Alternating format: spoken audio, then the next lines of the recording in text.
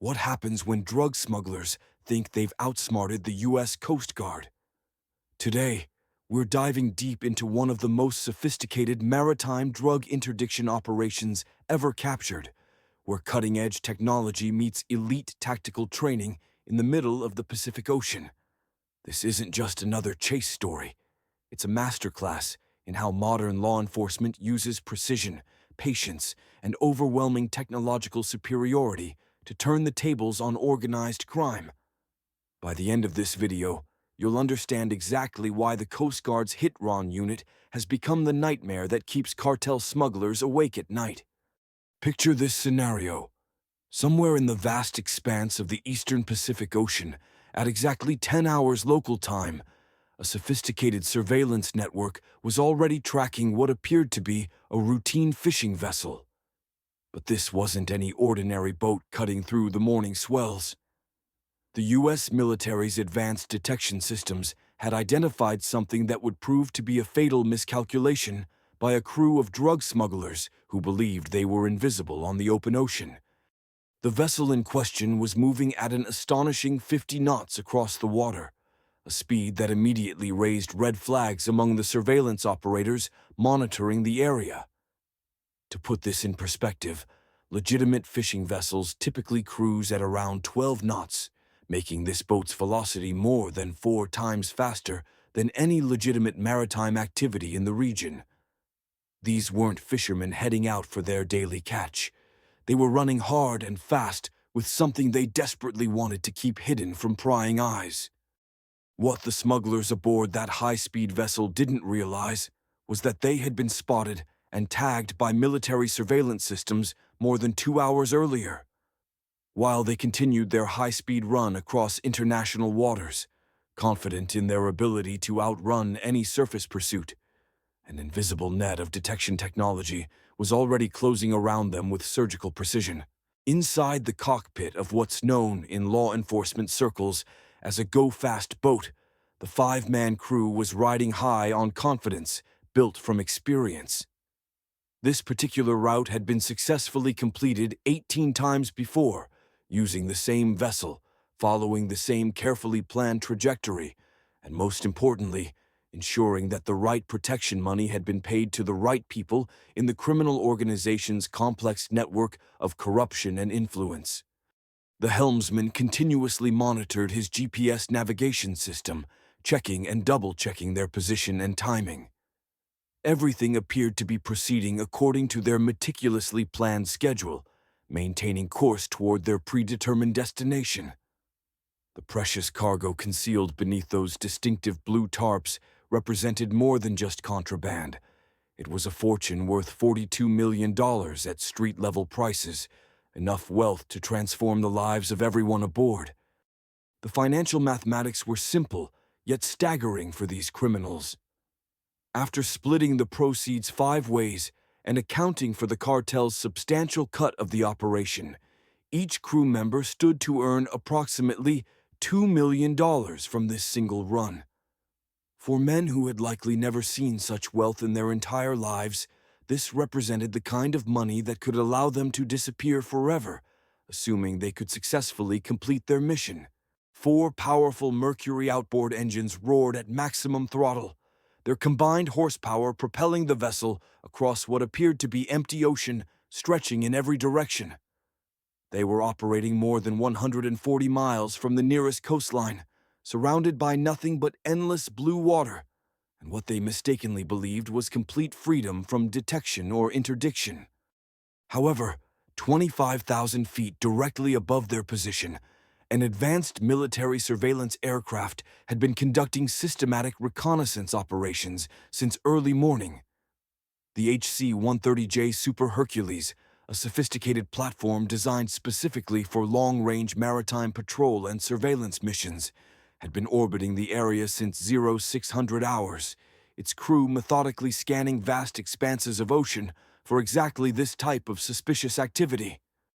The aircraft's advanced sensor suite included an AN/APS-154 surveillance radar system capable of detecting and tracking maritime contacts across a 200-mile radius of ocean. This powerful technology, could simultaneously monitor hundreds of individual targets, analyzing their speed, course, and behavior patterns to identify potential threats or illegal activities in real time. The radar operator aboard the surveillance aircraft had initially flagged this particular contact at 0800 hours, noting several critical indicators that suggested illegal activity. The vessel's speed was completely inconsistent with its apparent profile as a fishing boat. Its course showed significant deviation from established commercial shipping lanes, and most tellingly, it was operating without any AIS transponder signal, the automatic identification system that legitimate vessels use to broadcast their identity and position to other ships and coastal authorities. These three factors combined to create what surveillance specialists call three strikes, a clear indication that this vessel warranted immediate and sustained attention from law enforcement assets in the area. The Hercules sensor operator smoothly transitioned from radar surveillance to electro-optical systems, engaging the Star Sapphire 380 HDC camera system for detailed visual confirmation of the target. From their position more than 140 miles away, the stabilized camera system provided crystal-clear imagery that allowed the operators to count individual outboard engines, examine the configuration of cargo-concealing tarps, and even observe crew members moving around on the vessel's deck. This level of surveillance capability represents a quantum leap in maritime law enforcement technology, enabling authorities to gather detailed intelligence without alerting suspects to their presence. At exactly 0945 hours, the surveillance team noticed a critical change in the target's behavior pattern. The go-fast boat had abandoned its previous zigzag evasion pattern and was now maintaining a straight northbound course. This tactical shift suggested either growing overconfidence among the crew or increasing concern about fuel consumption as they pushed their engines to maximum performance levels. The tactical coordinator aboard the surveillance aircraft activated his encrypted satellite communication system and transmitted a concise status report to the Coast Guard cutter Kimball, which was operating in the same general area. The message was clear and urgent. The target was maintaining steady course and speed, and it was time to launch interdiction assets to bring this operation to a conclusion.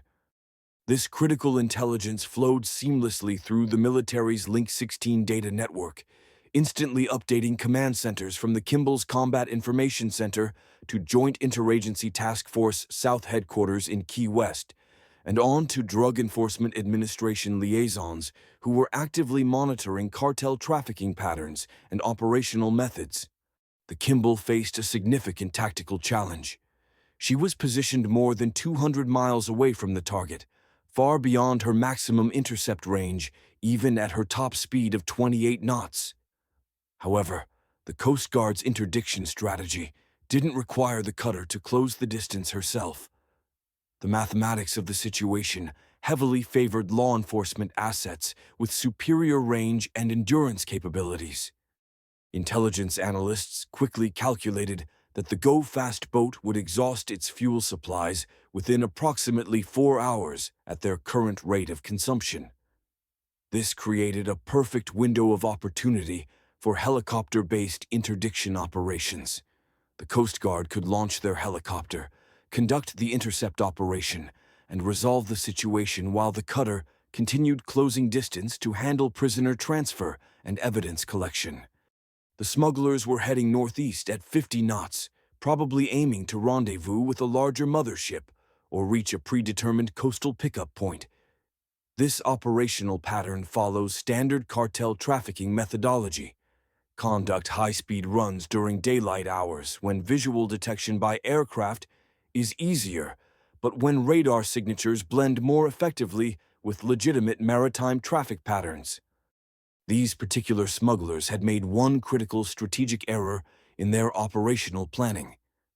They were operating well within the effective range of a very specialized law enforcement capability designed specifically to deal with vessels that refused to stop when confronted by airborne interdiction teams. The Coast Guard's solution to high-speed maritime runners represents one of the most technically challenging law enforcement operations in the world. Hitting a moving engine block from a moving helicopter should theoretically be impossible, given the complex variables involved. However, the Coast Guard's helicopter Interdiction Tactical Squadron, known as HITRON, had successfully executed this precise type of operation more than 500 times in previous engagements. Today's mission would potentially become number 501 in their impressive operational record. The MH-65E Dolphin helicopter that lifted off from the Kimball's flight deck at 1100 hours represents a highly specialized platform optimized for maritime interdiction operations. Twin turbo Mecha Ariel engines, each producing 853 shaft horsepower, provided the power necessary for sustained high-speed pursuit operations in challenging ocean conditions. Unlike the standard search and rescue configuration that most people associate with Coast Guard helicopters, this particular aircraft had been extensively modified for its unique mission requirements. The pilot banked aggressively toward the calculated intercept point, climbing to 3,000 feet, where fuel efficiency reached optimal levels for extended operations. 20 minutes into the flight, the co-pilot spotted the unmistakable signature of the go-fast boat, a massive white rooster tail of spray stretching approximately half a mile behind the fleeing vessel. 4 outboard engines operating at maximum throttle create an absolutely enormous disturbance in the water, throwing tremendous volumes of seawater high into the air and creating a wake visible from incredible distances. From 3 miles away, this distinctive wake pattern looked like someone had drawn a perfect chalk line across the deep blue surface of the Pacific Ocean. The smugglers were still executing their counter-surveillance zigzag pattern, completely unaware that they had been under continuous surveillance for more than 2 hours, and that their every movement was being tracked, recorded, and analyzed by multiple law enforcement agencies. The zigzag evasion pattern represents textbook cartel operational doctrine developed through years of trial and error in evading maritime interdiction efforts. The standard procedure calls for changing heading every 3 to 5 minutes, never maintaining a straight course long enough to allow pursuing vessels to complete accurate intercept calculations. Against surface pursuit vessels, this tactic proves highly effective. A patrol boat attempting to intercept a zigzagging target must constantly recalculate its approach vector, burning additional fuel with each course correction, and potentially losing ground to a faster adversary. However, the helicopter operating above them possessed a crucial three-dimensional advantage that rendered traditional evasion techniques largely ineffective. While the smugglers executed their zigzag pattern on the ocean's surface, the MH-65E simply flew straight lines between predicted intercept points, cutting corners that the boat could never hope to match. This fundamental advantage in maneuverability meant that traditional surface evasion tactics actually worked against the fleeing vessel by forcing it to travel a longer total distance while consuming precious fuel reserves. Inside the go-fast boat, the smugglers were undoubtedly performing their own fuel consumption calculations. 4 Mercury 300 horsepower engines consume approximately 25 gallons per hour each when operating at wide-open throttle. Their fuel tank capacity was probably around 400 gallons, meaning they had been consuming approximately 100 gallons per hour since beginning their high-speed run. After 2 hours of operation, they had already burned through 200 gallons of their precious fuel supply, leaving them with perhaps 2 hours of remaining endurance at current consumption rates. The additional weight of their $42 million cargo load would further reduce their operational range by increasing fuel consumption beyond normal specifications. Their intended rendezvous with the mothership was still 3 hours away at current speed, creating a dangerous fuel deficit that someone in their organization had either miscalculated or failed to account for during mission planning. Alternatively, they may have burned more fuel than expected during their initial sprint phase, when adrenaline and urgency led to less efficient throttle management. Either way, the fundamental laws of physics were rapidly becoming their primary enemy. The helicopter, meanwhile, carried 4 hours of fuel endurance and could return to the Kimball for refueling if the operation extended beyond normal parameters. This wasn't really a chase anymore. It was a foregone conclusion playing out in slow motion across the vast Pacific Ocean. The pilot could afford to exercise patience and systematic operational procedures, while the smugglers were trapped in an increasingly desperate race against time and fuel consumption. The helicopter descended to 500 feet and approached from the go-fast boat's stern quarter, maintaining a precise 500-meter standoff distance that kept them outside the effective range of small arms fire while providing optimal positioning for potential escalation of force. The pilot carefully matched the go-fast boat's speed and initiated the compliance phase that Coast Guard operational procedures required before any use of force. The co-pilot activated the long-range acoustic device, commonly known as LRAD, which is capable of projecting clear, intelligible commands at 162 decibels, a volume level that exceeds the sound intensity of a rocket launch at close range. The commands were broadcast in both English and Spanish, clearly identifying the aircraft as United States Coast Guard and demanding immediate compliance. Stop your vessel and prepare for boarding. This is the United States Coast Guard. The helicopter's rotor downwash created a localized hurricane of wind and spray around the fleeing vessel, generating chaos and confusion among the crew while demonstrating the overwhelming technological superiority of their pursuers. Despite the deafening audio warnings and dramatic aerial display, the smugglers maintained their course and speed, refusing to acknowledge the Coast Guard's authority or comply with lawful orders to stop. Their calculation was simple and desperate. 5 men facing potential 20-year federal sentences, combined with 2,800 pounds of contraband worth $42 million, meant that surrender guaranteed certain conviction and decades in federal prison. Running meant there was still a possibility, however remote, of reaching shallow water or friendly territory where they might escape justice. They were willing to take those odds, not realizing that the helicopter above them had dealt with this exact scenario many times before, and that their options were about to be systematically eliminated through the application of superior technology and training. 15 minutes of warnings, visual signals, and siren alerts produced exactly zero compliance from the determined smugglers below.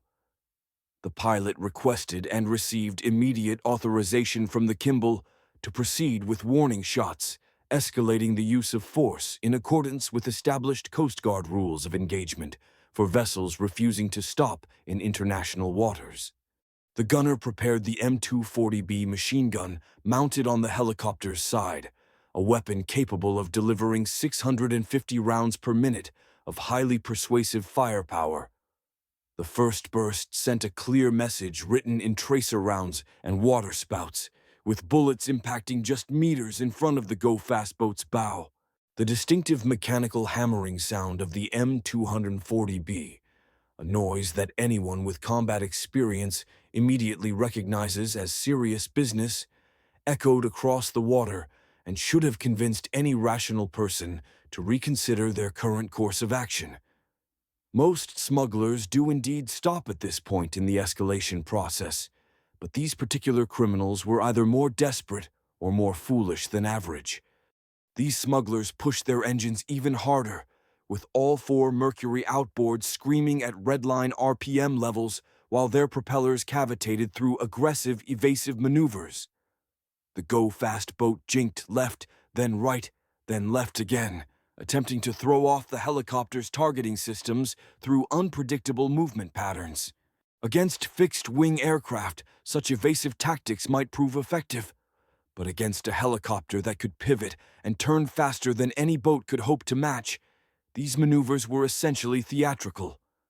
After 3 separate bursts of warning fire failed to produce compliance, it became clear that these smugglers had chosen the hard way. The pilot transmitted a final report to his command structure. Subjects are non-compliant. The response came back immediately. You are authorized to disable the vessel. The aerial gunner transitioned from the M240B machine gun to something far more surgical and precise, a Barrett M107 semi-automatic rifle chambered in 50 caliber BMG ammunition. This wasn't simply switching weapons. This represented a transition from negotiation to termination, specifically, termination of the vessel's propulsion systems. The gunner was a member of the helicopter Interdiction Tactical Squadron, based out of Jacksonville, Florida, the only airborne law enforcement unit in the world specifically authorized for what they term airborne use of force operations. HITRON crews represent the apex predators of maritime interdiction operations. Since 1998, they have conducted more than 500 vessel interdictions, removing an estimated $16.7 billion worth of contraband from cartel supply chains and logistics networks. These aren't average Coast Guard aviators. They train specifically to shoot engines out of fleeing boats from moving helicopters in challenging ocean conditions. Selection for HITRON begins with the top 1% of Coast Guard marksmen, and the training only gets more demanding from there. Candidates spend months at the Maritime Security Response Team's specialized training facility, learning to shoot accurately from moving platforms in Sea State 4 conditions. That's 6-foot swells with winds at 20 knots. They master the art of reading ocean patterns, anticipating wave timing, synchronizing their breathing with helicopter motion, and compensating for multiple variables simultaneously. A typical training evolution consumes 5,000 rounds per gunner as they develop the muscle memory and technical skills necessary for this incredibly demanding mission. The physics they must master are absolutely brutal. The helicopter moves at 50 knots across 3 axes: pitch, roll, and yaw. The target moves at 50 knots on a different vector. Ocean swells add vertical movement to both platforms. Wind deflects bullets, engine vibration affects aim, and salt spray coats optical equipment. Most military snipers operate from stable positions against stationary targets. HITRON gunners do neither. They must deliver precision fire from an unstable platform against a moving target while compensating for environmental factors that would challenge even the most experienced marksman. The engines are targeted specifically because sinking boats destroys evidence and creates maritime emergencies that divert resources from law enforcement operations.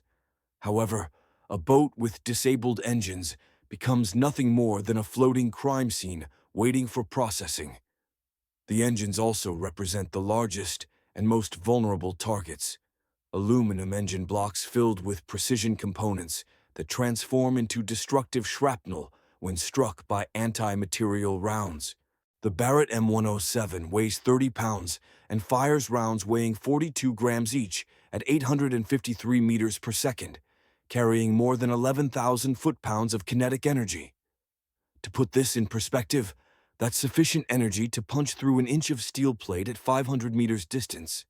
Outboard engine blocks, constructed primarily of aluminum alloy, offer about as much resistance as tissue paper when confronted with this level of kinetic energy. The targeting system combined an EOTech 553 holographic sight with an ANPEQ-2 infrared laser designator, projecting a reticule that appeared to float at infinity and allowed the gunner to maintain situational awareness with both eyes open. The first 50 caliber round found its mark on the starboard outer engine's power head.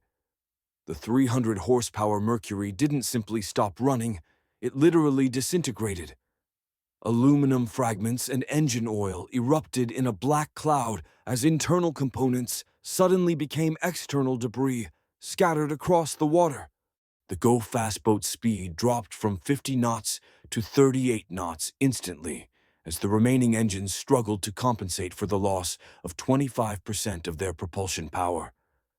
The smugglers probably hoped that 3 engines might still provide sufficient speed to escape, but that hope was quickly extinguished. The second shot found the port outer engine, with the round penetrating through the midsection and severing critical fuel lines while destroying the water pump. The engines seized solid within seconds, reducing their speed to 25 knots and causing the vessel to begin wallowing noticeably in the ocean swells. The third shot demonstrated the gunner's growing confidence and rhythm. He had found that zen-like state where helicopter motion, target movement, environmental factors, and trigger control all synchronized into a single fluid action. The round entered the starboard inner engine's lower unit and exited through the power head, taking most of the internal components with it. Speed was now down to 12 knots, barely sufficient to maintain steerage way. One remaining engine was attempting to push a boat designed and balanced for 4 engines, creating handling characteristics that made effective maneuvering nearly impossible. The fourth and final shot ended all pretenses of escape. The last Mercury exploded in a spectacular shower of metal fragments and oil as the 50 caliber round converted its kinetic energy into mechanical destruction. The go-fast boat went from barely mobile to completely dead in the water, with no engines, no options, and nowhere to run. The helicopter maintained its overwatch position, while the Kimball launched what crew members jokingly referred to as the welcome wagon. 2 7-meter rigid-hull inflatable boats that hit the water at high speed. Each RIB carried 6 operators from Tactical Law Enforcement Team South, Maritime Special Operations personnel specifically trained for opposed boardings in non-permissive environments. The tactical approach utilized a textbook pincer maneuver, with both RIBs approaching at 45 knots, powered by 470 horsepower diesel engines. The operators wore level 4 body armor with integrated flotation systems and carried M4A1 carbines equipped with EOTech holographic sights, along with an array of less lethal options for handling various levels of resistance. The first RIB conducted initial contact, while the second provided supporting fields of fire, approaching the disabled go-fast boat at an oblique angle while maintaining perfect spacing despite challenging ocean conditions. As they closed to within 10 meters, the lead operator stood in the bow with his Beretta M9 pistol trained on the smugglers. Commands erupted in rapid-fire Spanish, the universal language of maritime interdiction that transcends cultural and linguistic barriers. The 5 smugglers, surrounded by the blue tarps concealing their $42 million cargo, quickly recognized that resistance would be futile against 12 weapons pointed in their direction. However, the captured criminals weren't the only problem requiring resolution. Their vessel, now classified as a stateless craft under international maritime law, was about to become the centerpiece of its own Viking funeral. The disposal team methodically spread accelerant across the deck and hull before an operator casually tossed a single flare aboard. The moment the flare contacted the fuel-soaked deck, the go-fast boat transformed into what could only be described as the world's most expensive bonfire. The crew watched it burn for hours, and only after the vessel slipped beneath the Pacific waves did they transport their guests and confiscated cargo to the nearest United States port for processing and adjudication. This operation represents just one example of how modern maritime law enforcement combines cutting-edge surveillance technology, specialized training, and tactical superiority to systematically dismantle cartel trafficking operations. The seamless coordination between aircraft, surface vessels, and specialized interdiction teams demonstrates why HITRON has become the nightmare that keeps drug smugglers awake at night, knowing that even the vast Pacific Ocean offers no sanctuary from justice.